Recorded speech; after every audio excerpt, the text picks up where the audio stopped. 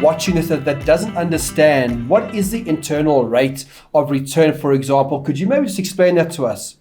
So I think it's important to understand where that comes from. And when we're thinking about the internal rate of return, it's essentially a measure of profitability of an investment. Sure. So in the market, there's different ways that people use these terms. Some people will say return on investment.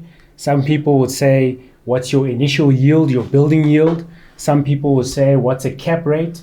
And then traditionally, the banks and the investors focus more on IRR, internal rate of return. Just to sum it up quickly, a cap rate, if we describe it, is really a ratio of your 1 year's income divided by the cost of the investment. Whereas a building yield is the same thing. However, a cap rate is market driven.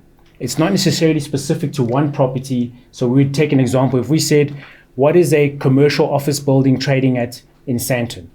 That cap rate is specifically for commercial in that Sandton area. Whereas perhaps if you looked at the Discovery building and had an initial yield, that return is just for that specific building. So fundamentally, that's your return for 1 year. Sure. The IRR takes it a bit further.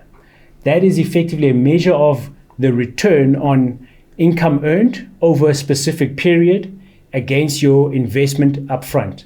So similar to an initial yield, similar to a cap rate.